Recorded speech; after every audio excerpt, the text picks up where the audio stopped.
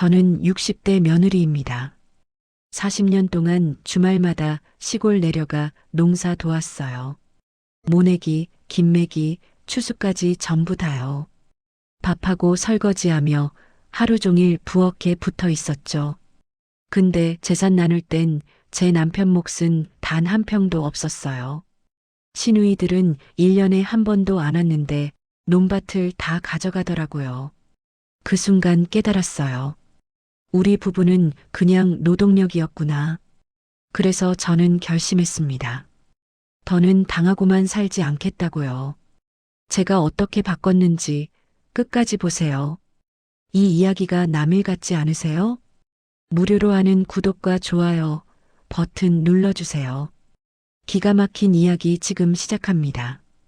여러분, 저는 올해 66입니다. 시집 온 지 벌써 40해가 넘었어요. 결혼하고 처음 몇 년은 그래도 괜찮았죠. 시부모님도 그렇게 까다롭진 않으셨고 남편도 나름 성실했으니까요. 근데 세월이 흐르면서 뭔가 이상하다는 걸 느끼기 시작했어요. 우리 시댁은 시골에서 농사를 지으셨어요. 규모가 꽤 컸죠. 그래서 농사철만 되면, 그러니까 모내기 할 때, 김매기 할 때, 추수할 때면 어김없이 전화가 왔어요. 시어머니 목소리로요. 야, 이번 주말에 내려와라. 일손이 필요하다. 근데 이상한 게 뭔지 아세요? 전화는 항상 우리 남편한테만 왔어요. 며느리인 저한테는 한 번도, 단 한 번도 직접 연락이 온 적이 없었어요. 처음엔 그냥 그러려니 했죠. 아들이 집안의 기둥이고 남자가 힘쓰는 일을 해야 하니까 당연한 거 아니겠어요? 그렇게 생각하며 남편 뒤를 따라 시골로 내려갔어요. 주말마다요. 우리 애들이 어릴 땐 애들까지 데리고 갔죠. 차로 2시간 반 걸리는 거리를 말이에요. 근데 막상 가보면 제 역할은 정해져 있었어요. 남편은 시아버지랑 논으로 나가시고 저는 부엌에서 시어머니랑 밥을 했어요. 아침부터 저녁까지 끼니 준비가 제 일이었죠. 일하는 사람들 많으니까 밥도 엄청 많이 지어야 했고요. 밥 짓고 반찬 만들고 상 차리고 설거지하고 또 다음 끼니 준비하고 그게 제 주말이었어요. 그래도 처음엔 참았어요.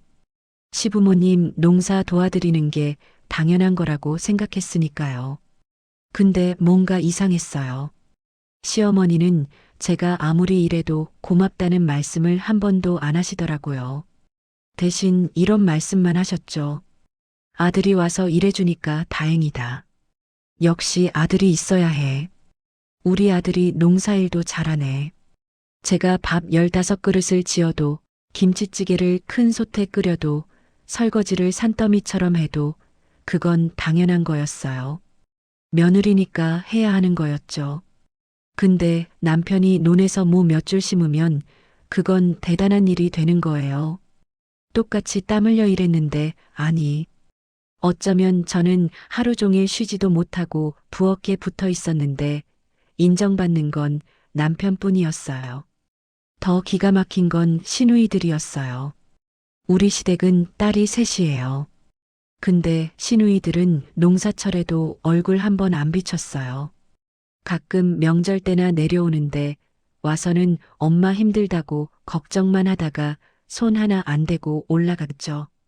그런데도 시어머니는 딸들한테는 한없이 다정하셨어요. 너희는 바쁠 텐데 뭐하러 왔어? 그냥 쉬어라. 이러시면서요. 저는 그게 너무 억울했어요. 우리도 직장 다니고 애들 키우느라 바빴거든요. 근데 주말마다 시골로 내려가서 일했잖아요. 그런데 그건 아무도 안 봐주더라고요. 며느리니까 당연한 거고 아들 따라온 거니까 당연한 거였어요. 한 번은 제가 허리를 다쳐서 너무 아팠던 적이 있어요. 병원에서 디스크 촉이라고 조심하라고 했죠. 그래서 남편한테 말했어요. 여보, 이번 주말은 내가 좀 쉬어야 할 것 같아. 허리가 너무 아파서. 근데 남편이 뭐라고 했는지 아세요?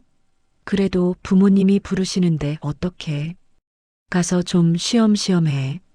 그렇게 말하더라고요. 결국 또 내려갔어요. 그리고 또 부엌에서 하루 종일 서서 일했죠. 허리가 끊어질 것 같았지만 누가 신경이나 썼나요? 시어머니는 제가 한숨 쉬는 것조차 눈치 주셨어요. 젊은 사람이 뭐가 그렇게 힘들어. 그렇게 20년을 보냈어요. 주말마다 시골 가서 일하고 명절마다 큰 상 차려서 시댁 식구들 먹이고 제사상 준비하고 그 세월 동안 제 마음속에는 뭔가가 차곡차곡 쌓여갔어요. 서운함, 분노, 허탈함? 뭐라고 표현해야 할지 모르겠지만 그건 논바닥의 흙보다도 무거웠어요. 그리고 저는 깨달았어요. 이 집안에서 저는 사람이 아니라 그냥 역할이었다는 걸. 밥하는 기계, 설거지하는 기계, 아들 뒷바라지하는 그림자. 그게 제 정체성이었어요. 시아버지가 돌아가신 게 한 3년 전쯤이에요. 그때 저희 나이가 60 넘었을 때니까요. 장례 치르고 나서 한 달쯤 지났을 때였어요. 시어머니가 가족회의를 하자고 하셨죠. 재산 정리 때문이라고요. 그날 시댁에 다 모였어요. 시누이들 셋이랑 그 남편들까지 전부요. 저희 부부만 덩그러니 한쪽 구석에 앉았죠. 시어머니가 입을 여셨어요. 아버지 돌아가셨으니까 이제 재산 정리를 해야겠다. 너희들 생각을 들어보자. 근데 이게 무슨 생각을 듣는 게 아니었어요. 이미 다 정해놓고 통보하는 자리였죠. 시어머니는 말씀하셨어요. 논밭은 세 딸한테 나눠주겠다고요. 딸들도 자식인데 똑같이 줘야 한다면서요. 저는 그 말 들으면서 귀를 의심했어요. 지난 20년 동안 주말마다 농사일 도와준 게 누군데요? 모내기하고 김 메고 추수할 때 땀 흘린 게 누군데요? 우리 남편이잖아요. 저도 부엌 일로 뒷바라지 했고요. 근데 시누이들은요? 1년에 한두 번 얼굴 비추는 게 전부였어요. 그런데 재산은 똑같이 나눈다고요? 더 기가 막힌 건 시골집이었어요. 우리 시댁집은 오래됐지만 땅이 좀 넓어요. 그 집을 큰 시누이한테 주겠다고 하시더라고요. 왜냐면 큰 딸이니까요. 그럼 우리 남편은요? 장남인데요? 그동안 부모님 병원 모시고 다닌 게 누군데요? 저는 참다 못해 입을 열었어요. 어머님, 그동안 농사일은 저희가 다 도와드렸잖아요. 주말마다 내려와서 일했고요. 그런데 이렇게 나누시는 게 맞나요? 그랬더니 시어머니가 차갑게 쳐다보시더라고요. 며느리가 어디서 말이 많아. 부모 재산은 부모 맘대로 하는 거야. 시누이들도 거들었어요. 큰 시누이가 말했죠.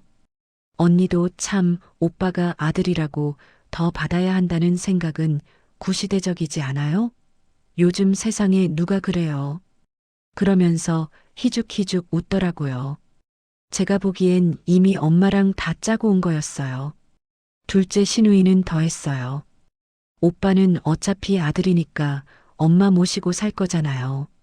그게 효도 아니에요? 우린 시집 갔으니까 재산이라도 받아야죠. 아니, 이게 무슨 논리예요? 모시고 사는 건 의무고 재산은 따로 받겠다는 거예요? 막내 시누이는 아예 계산기를 두드리면서 자기 몫이 얼마나 되는지 따지고 있더라고요. 그 모습을 보면서 저는 소름이 돋았어요.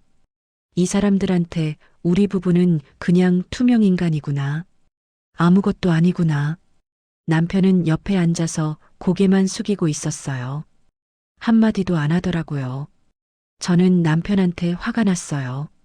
왜 가만히 있냐고 뭔가 말을 해야 하는 거 아니냐고요. 근데 남편은 그냥 엄마 뜻대로 하시겠다는데 어쩌겠어라고만 하더라고요. 그날 밤 집에 돌아와서 저는 한숨도 못 잤어요. 40년을 이 집안의 며느리로 살았는데 이게 제 대접이구나 싶었죠. 주말마다 시골 가서 일하고 명절마다 큰 상 차리고 시부모님 아프시면 병원 모시고 다니고 그게 다 당연한 거였나 봐요. 계산서에는 없는 일이었던 거예요. 더 억울한 건 논밭값이었어요. 시골이긴 해도 요즘 땅값이 얼마나 올랐어요. 거기다 개발 얘기도 돌더라고요. 그런 땅을 딸들한테 다 나눠주겠다는 거예요. 우리 남편은 장남인데도 한 평도 못 받는 거죠. 시어머니는 늘 말씀하셨어요. 딸들도 내 자식이야. 차별하면 안 돼. 맞아요. 딸들도 자식이죠. 근데 그럼 아들은요? 아들도 자식 아닌가요? 근데 왜 아들만 일은 다 하고 재산은 못 받는 거예요? 저는 그날 깨달았어요. 이 집안에서 우리 부부의 존재는 그냥 노동력이었다는 걸요. 필요할 땐 불러서 쓰고 재산 나눌 땐 빼버리는 거였죠. 시어머니 눈에는 딸들만 보였어요. 아들이랑 며느리는 그냥 심부름꾼이었던 거예요. 그날부터 제 마음속에 뭔가가 단단하게 굳어졌어요. 분노, 배신감, 그것보다 더한 감정이었어요. 이제는 가만히 당하고만 있지 않겠다는 결심이었죠. 40년 참고 산 게 억울해서라도 뭔가 해야겠다고 생각했어요. 재산 앞에서 사람들은 본색을 드러내더라고요. 시어머니도 시누이들도요. 그동안 가족이라고 생각했던 사람들이 사실은 돈 앞에서는 남이 되는 거였어요. 저희 부부가 해온 모든 일들은 그냥 지워지는 거였고요. 여러분, 우리 남편 얘기를 좀 해야겠어요. 이 사람이 어떤 사람인지 알아야 제 심정을 이해하실 테니까요. 남편은 정말 특이한 사람이에요. 10원, 100원 하나에도 벌벌 떠는 사람이거든요. 마트에서 장 보면 계산하기 전에 전단지랑 가격 비교하고 1,000원이라도 아끼려고 이 마트 저 마트 다 돌아다녀요. 외식은 거의 안 하죠. 돈 아깝다고요. 저는 처음엔 알뜰한 거라고 생각했어요. 근데 세월이 지나면서 이건 알뜰한 게 아니라 병적인 거더라고요. 옷도 10년 넘게 입고 구두도 다 헤어질 때까지 신어요. 제가 새 옷 사주려고 해도 거절해요. 돈 아깝다면서요. 근데 이상한 게 뭔지 아세요? 그렇게 돈에 집착하면서도 시댁 일에는 돈을 아끼지 않아요. 시부모님 병원비, 약값, 뭐든지 다 우리가 냈어요. 시골집 수리할 일 있으면 우리 돈으로 했고요. 명절 때 용돈도 우리가 제일 많이 드렸죠. 더 기가 막힌 건 시누이들한테예요. 큰 시누이가 사업한다고 돈 빌려달라고 했을 때 1,000만 원을 그냥 줬어요. 빌려준 게 아니라 준 거예요. 돌려받을 생각도 안 하고요. 둘째 시누이 아들 대학 등록금도 우리가 댔어요. 그것도 4년 내내요. 저는 남편한테 물었어요. 당신 왜 그래요? 우리도 여유 없잖아요.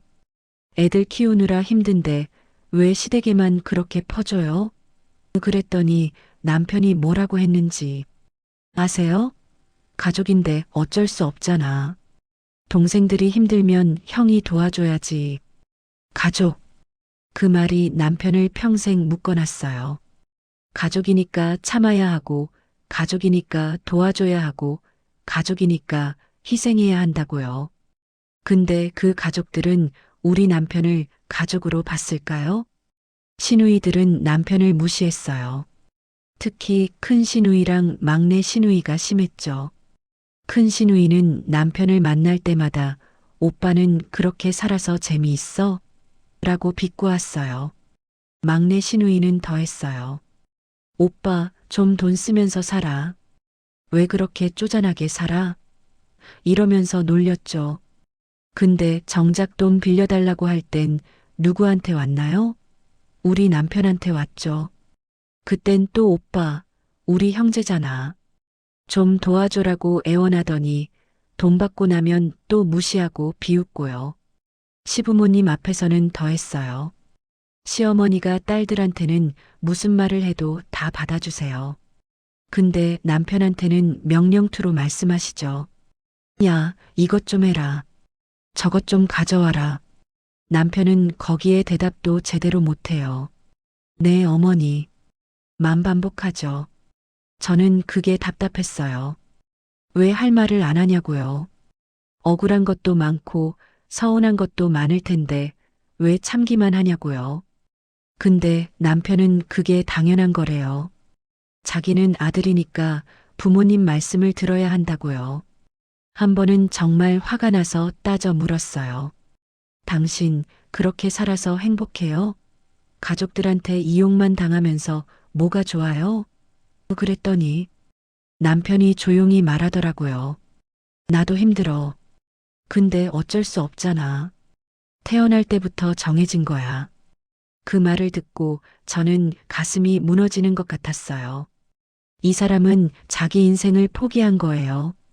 장남으로 태어났으니까 희생하는 게 당연하다고 생각하는 거죠. 40년을 그렇게 살았어요. 시누이들은 하나같이 성질이 사나워요. 특히 큰 시누이는 목소리부터 커요. 뭔가 마음에 안 들면 소리부터 질러요. 막내 시누이는 교활해요. 겉으로는 웃으면서 뒤에서는 딴소리하죠. 둘째 시누이는 계산적이고요. 근데 우리 남편은 그 사나운 여동생들 앞에서도 고개를 못 들어요. 뭔가 잘못했나 싶어서 늘 조심하고 눈치 보고 비위 맞추죠. 저는 그게 너무 안쓰러웠어요. 동시에 화도 났고요. 왜 당신 인생을 그렇게 사나요? 왜 당신 가치를 그렇게 낮게 봐요? 그렇게 묻고 싶었지만 남편은 변하지 않았어요. 아니, 변할 수가 없었던 거죠. 평생 그렇게 살아왔으니까요. 40년이요. 우리가 결혼한 지 40년이 넘었어요. 그 긴 세월 동안 남편은 단 한 번도 자기 목소리를 내지 않았어요. 부모님한테도, 동생들한테도, 심지어 저한테도요. 그냥 참고, 견디고, 삼키는 게 남편의 삶이었어요. 저는 그 침묵이 미웠어요. 남편이 할 말을 하지 않으니까 제가 더 외로웠거든요. 우리 둘이 한편이어야 하는데 남편은 늘 가족과 저 사이에서 가족 편을 들었으니까요. 아니, 편을 든 게 아니라 그냥 아무 말도 안 하고 회피했죠. 세월이 흐르면서 저는 깨달았어요. 남편의 침묵은 비겁함이 아니라 상처라는 걸요. 어릴 때부터 장남이라는 무게를 짊어지고 살면서 자기 감정을 표현하는 법을 배우지 못한 거예요.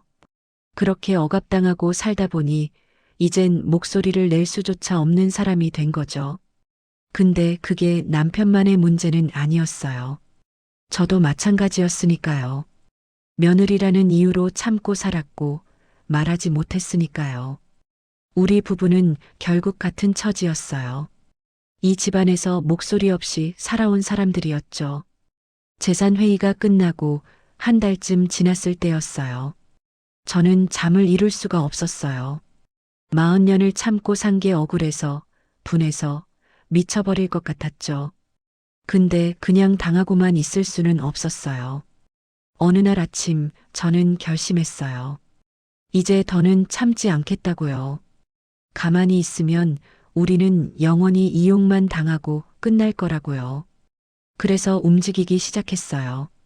제일 먼저 한 게 기록이었어요. 그동안 우리가 시댁에 해준 게 뭔지 전부 정리했죠. 주말마다 농사일 도운 것, 명절마다 음식 준비한 것, 병원비 낸 것, 시골집 수리비 낸 것, 시누이들한테 빌려준 돈까지요. 은행 내역을 다 뽑았어요. 지난 20년 치를요. 생각보다 금액이 어마어마하더라고요. 시부모님 병원비만 해도 몇 천만 원이었어요. 시골집 수리비도 1,000만 원이 넘었고요. 시누이들한테 빌려준 돈은 합쳐서 2천만 원이 넘었어요. 저는 그걸 엑셀로 정리했어요. 날짜별로, 항목별로, 금액별로요. 그리고 증거 자료도 챙겼죠. 영수증, 송금 내역 다 모았어요. 없는 건 시어머니랑 통화한 내용도 녹음했어요. 남편은 제가 그러는 걸 보고 말렸어요. 당신 왜 그래? 그냥 잊고 살자. 부모님 마음대로 하시게 내버려둬. 근데 저는 더는 참을 수 없었어요. 당신은 평생 그렇게 살 거야? 이용만 당하면서. 저는 변호사 상담도 받았어요. 무료 상담 있는 대로 찾아갔죠. 변호사가 제 자료를 보더니 말하더라고요. 이 정도면 기업은 청구가 가능합니다. 재산 분할 소송도 고려해 볼 만해요. 기업은요. 그동안 우리가 시댁에 기여한 몫을 법적으로 인정받을 수 있다는 거였어요. 저는 그 말을 듣고 힘이 났어요. 우리가 한 일이 헛된 게 아니구나. 법적으로도 인정받을 수 있구나 싶었죠. 그래서 더 철저하게 준비했어요. 사진도 찍었어요. 우리가 농사일 도운 것, 명절 음식 준비한 것, 다 기록으로 남겼죠. 그리고 시댁 식구들 모인 자리에서 제가 말했어요. 카톡 단체방에 자료를 올리면서요. 그동안 저희 부부가 시댁에 해준 일들입니다. 금액으로 환산하면 이 정도예요. 재산 분할하실 때 이것도 고려해 주셔야 할 것 같아요. 난리가 났죠. 시어머니한테서 전화가 왔어요. 며느리가 미쳤어? 이게 뭐 하는 짓이야? 시누이들도 카톡으로 욕을 퍼부었어요. 언니 진짜 너무한 거 아니에요? 가족끼리 돈 계산하고 그래요? 저는 차분하게 답했어요. 가족이면 더 공정해야 하는 거 아닌가요? 일은 저희만 하고 재산은 못 받는 게 말이 되나요? 그랬더니 아무도 대답을 못 하더라고요. 큰 시누이가 전화를 걸어왔어요. 목소리 크게 소리 지르면서요. 언니, 우리 오빠 부축인 거 언니지? 오빠는 원래 그런 사람 아니었어. 저는 웃었어요. 아니요. 제 생각이에요. 오빠는 여전히 아무 말 안 해요.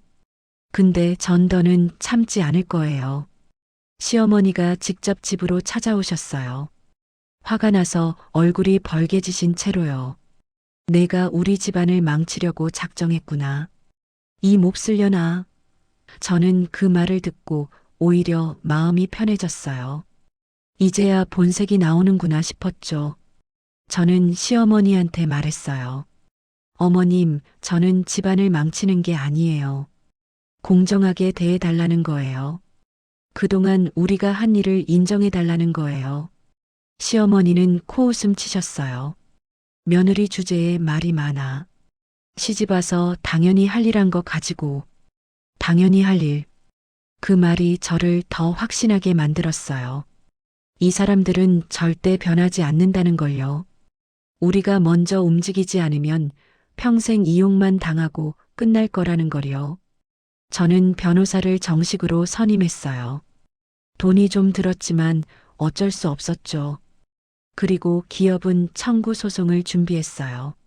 시어머니가 재산을 일방적으로 딸들한테만 주는 건 부당하다고 우리 몫도 인정해 달라고요. 남편은 여전히 반대했어요.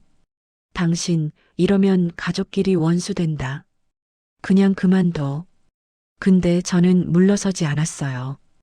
이미 원수예요. 아니, 우린 애초에 가족이 아니었어요. 그냥 이용당한 거였죠. 소송 준비 서류를 시댁에 보냈어요. 내용 증명으로요. 그러자 분위기가 달라지기 시작했어요. 시누이들이 조용해졌어요. 시어머니도 변호사랑 상담하셨나 봐요. 그리고 나서 제안이 들어왔어요. 합의하자고요. 저는 그제야 알았어요. 가족이라는 이름 뒤에 숨어서 부당하게 대하던 사람들이 법이라는 단어 앞에서는 한없이 약해진다는 거요. 말로는 안 되던 게 행동으로 움직이니까 되는 거였어요. 40년 동안 참았던 제가 바보였던 거죠. 진작 이렇게 할 걸 그랬어요. 가만히 있으면 아무도 우리를 존중하지 않아요. 우리가 먼저 우리 가치를 지켜야 하는 거였어요. 소송 준비를 하면서 신기한 일이 벌어졌어요. 시댁 분위기가 완전히 바뀐 거예요. 그동안 우리를 무시하던 사람들이 갑자기 조심스러워지더라고요. 제일 먼저 변한 건 시어머니였어요. 전화하실 때 목소리가 달라졌어요. 명령투가 아니라 조심스럽게 물어보시는 투로요. 요즘 어떻게 지내니? 이러시면서요. 저는 담담하게 대답했어요. 네, 잘 지내요. 시누이들도 카톡방에서 조용해졌어요. 그동안 맨날 이래라 저래라 하던 사람들이 말이 없어졌죠. 가끔 안부 묻는 메시지 보내는 게 전부였어요. 저는 답장도 성의 없이 했어요. 이제 와서 친한 척 해봤자 소용없으니까요. 변호사 선임하고 한 달쯤 지났을 때 시어머니가 합의하자고 연락 오셨어요. 재산을 다시 나누겠다고요. 우리 몫도 챙겨주겠다고요. 저는 바로 대답하지 않았어요. 생각 좀 해보고 연락드리겠습니다. 남편은 좋아했어요. 봐, 엄마가 마음 바꾸셨잖아. 이제 그만하자. 근데 저는 달랐어요. 이건 마음이 바뀐 게 아니에요. 법적으로 불리해지니까 어쩔 수 없이 하는 거죠. 진심으로 우리를 생각해서가 아니라요. 그런데 그때 뜻밖의 일이 생겼어요. 우리 동네에 재개발 소식이 들린 거예요. 우리가 사는 아파트가 재개발 구역에 포함됐다는 거였죠. 처음엔 소문인 줄 알았는데 정말이더라고요. 구청에서 공고까지 났어요. 주변 사람들이 난리였어요. 재개발되면 집값이 몇 배는 뛴다고요. 우리 아파트가 역세권에다가 학군도 좋거든요. 부동산에 알아보니까 정말 값이 엄청 올랐더라고요. 우리가 산 값의 3배는 됐어요. 남편이 깜짝 놀랐죠. 여보, 우리 대박 났어. 저도 믿기지 않았어요. 평생 알뜰하게 살아온 보람이 이런 식으로 오다니요. 시댁에서 받을까 말까 한 재산보다 훨씬 큰 돈이었어요. 그 소식이 시댁에도 전해졌나 봐요. 갑자기 시누이들한테서 연락이 왔어요. 큰 시누이가 먼저 전화했어요. 언니, 재개발 축하해요. 부럽네요. 목소리가 어색하더라고요. 저는 짧게 대답했어요. 감사합니다. 며칠 뒤에는 둘째 시누이가 문자를 보냈어요. 언니, 사실 나 요즘 좀 어려워. 혹시 돈 좀 빌려줄 수 있어? 아, 이래서 연락한 거구나 싶었죠. 재개발로 우리 형편이 나아지니까 이제 또 돈 빌리러 오는 거예요. 막내 시누이도 카톡으로 넌지시 물어봤어요. 언니, 재개발되면 여유 좀 생기겠네요. 우리 애 결혼 준비하는데 도와줄 수 있어요? 뻔뻔하더라고요. 그동안 우릴 무시하고 업신여기다가 돈 생긴다 싶으니까 이제 와서 도와달라고요. 저는 다 거절했어요. 정중하지만 단호하게요. 죄송하지만 저희도 여유가 없어요. 재개발 자금도 필요하고 앞으로 계획도 있어서요. 사실은 돈이 있었지만 줄 생각이 전혀 없었죠. 그러자 시누이들 사이에서 싸움이 시작됐어요. 서로 자기가 엄마한테 받은 재산이 적다고 다투는 거예요. 큰 시누이는 집을 받았는데 막내는 땅을 더 받았다고, 둘째는 자기만 손해봤다고요. 시어머니가 애초에 불공평하게 나눠주셨나 봐요. 딸들끼리 차등을 뒀나 봐요. 그게 불만이 돼서 자매들이 싸우기 시작한 거죠. 나중에는 법원까지 가서 다툰다고 하더라고요. 카톡방도 나가고 연락도 끊고요. 저는 그 소식을 듣고 씁쓸했어요. 결국 돈 몇 푼 때문에 가족이 원수가 된 거잖아요. 그토록 우리 남편한테 가족이 우선이라고 하던 사람들이 정작 자기들끼리는 돈 때문에 싸우고 있는 거예요. 시어머니도 힘들어 하셨나 봐요. 딸들이 자기한테 찾아와서 항의하고 따지고 하니까요. 나중에 우리한테 전화하셔서 하소연하시더라고요. 애들이 왜 이러는지 모르겠다고요. 저는 속으로 웃었어요. 이제 와서 무슨 하소연이에요? 당신이 처음부터 공평하게 나눴으면 이런 일 없었을 거예요. 당신이 아들은 무시하고 딸들만 챙기니까 이렇게 된 거잖아요. 우리는 시댁 재산 합의를 거부했어요. 더는 필요 없었거든요. 재개발로 우리가 받을 돈이 훨씬 컸으니까요.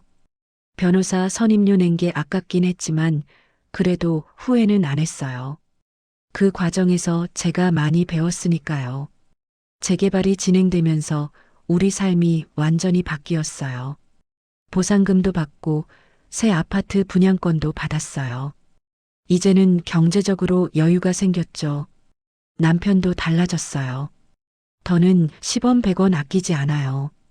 가끔 외식도 하고 여행도 다녀요. 무엇보다 마음이 편해졌어요. 더는 시댁 눈치 볼 필요가 없으니까요. 주말에 전화와도 안 가요. 명절도 우리끼리 보내요. 시어머니가 섭섭해 하시지만 저는 아랑곳하지 않아요. 40년 동안 제가 겪은 서러움에 비하면 아무것도 아니니까요. 시누이들은 가끔 안부 묻는 척 하면서 돈 얘기 꺼내요. 근데 저는 단호하게 선을 그어요. 우리도 형편이 빠듯해요라고요. 사실은 그렇지 않지만 그들에게 보여줄 필요가 없죠. 남편도 이제는 제 편이 됐어요. 당신이 옳았어. 진작 그렇게 할 걸 그랬어. 이러면서요. 저는 남편 손을 잡았어요. 이제부터는 우리끼리 행복하게 살아요. 다른 사람 눈치 보지 말고요. 40년의 인내가 헛되지 않았어요. 복수가 목적이 아니었어요. 그저 우리 가치를 되찾고 싶었을 뿐이에요. 그리고 그 가치를 아무도 인정해주지 않는다면 우리가 우리를 지켜야 한다는 걸 배웠죠. 이제 저는 60대 중반이에요. 남은 인생을 후회 없이 살고 싶어요. 가족이라는 이름으로 희생만 강요받던 삶은 끝났어요. 이제는 저와 남편을 위해 우리의 행복을 위해 사는 거예요. 여러분도 기억하세요. 가만히 참는다고 해서 인정받는 게 아니에요. 우리가 먼저 우리 가치를 알아야 해요. 그리고 당당하게 요구해야 해요. 그게 진짜 존중받는 삶이에요.